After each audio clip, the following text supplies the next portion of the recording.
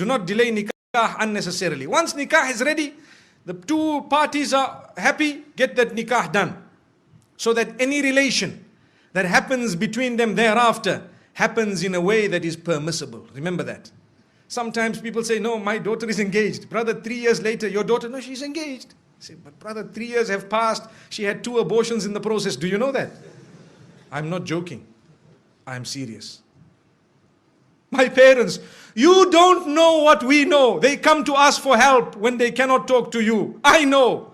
We cry when we see the children of the good people. Sometimes people we know. And they come to us, you know what? I have this problem and that problem. But sister, you are engaged to the man. How could this have happened? You know, my father told me you cannot marry now, you are still studying. My, Allahu Akbar. May Allah forgive us, really. Brothers and sisters, open your eyes.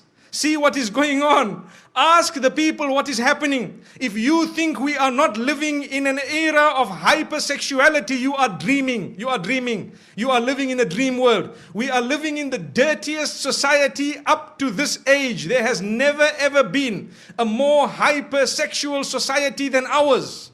Believe me, everything out there is about sex. And I'm saying this because I have to fulfill my duty as a scholar of Islam, to explain to the people what is going on out there and how we are heading in the wrong direction because we are living with blinkers. We don't even know what's happening. Ask your children in the universities what's going on. If you have a good link with them, they will inform you. Ask them. Tell them what is happening, or ask what is happening in the malls or in the shopping centers or at the workplace. You know, you can be the best and the most pious.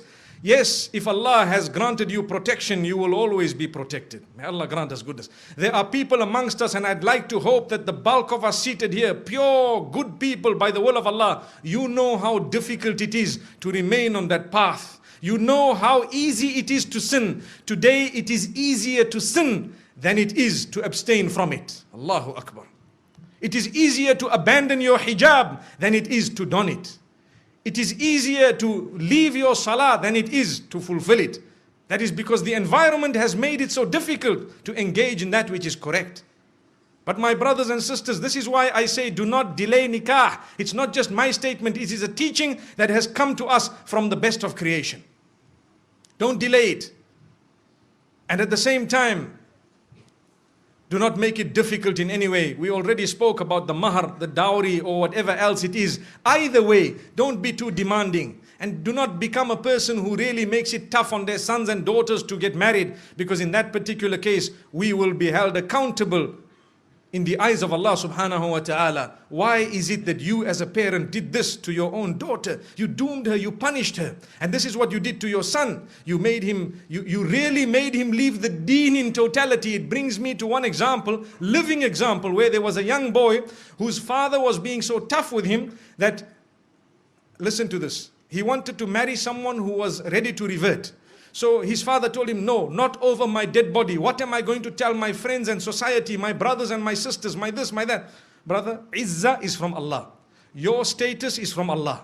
If you had embraced this, it was going to be much better.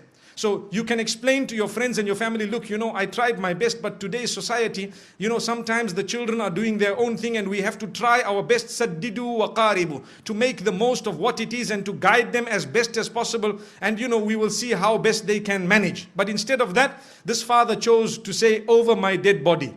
So what did the son do? He asked for help from some of the scholars and so on, and sometimes there is a limited amount of help you could actually offer, because if a man is being stubborn, you cannot really win. So after some time, he converted and left the fold of Islam and gone.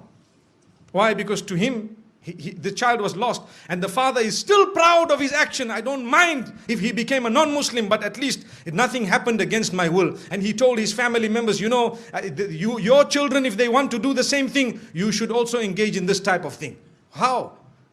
The woman was ready. So I had an opportunity to address this young boy.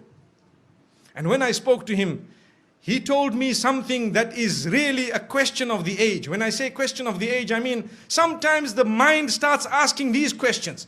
He said, you know, this woman is such a good woman that I married. She has so many good characters and conduct. She told me I'm ready to do anything. You know, I explained to her about the little I know about Islam and she was ready. And then what happened is, when my father and my parents said no and everybody disagreed and they, you know, the mother, he says my mother didn't really mind, but she has to follow what my father says. So after some time, they questioned me, her parents, to say, look, we were all okay for our daughter to, you know, to enter the fold of Islam. Now, if she is not going to enter the fold of Islam, then why don't you enter our faith? So he said, yeah, it makes sense. You see? He said, yeah, it makes sense. If they refuse, I will not refuse. You people are not refusing. So he says that is what made him turn. Now look at this. The young boys of today, this is the logic they are using. They will not tell you Islam is correct and Islam believes in all the previous messengers and Islam, Allah is one. Even the father perhaps doesn't read Salah correctly, but he was proud with his action. May Allah subhanahu wa ta'ala forgive that man. Really, we tried very hard, but to be honest with you, it is only Allah who can bring people back. And that's why I say it is foolish. Sometimes you might lose your child totally. Rather you lose them 20%.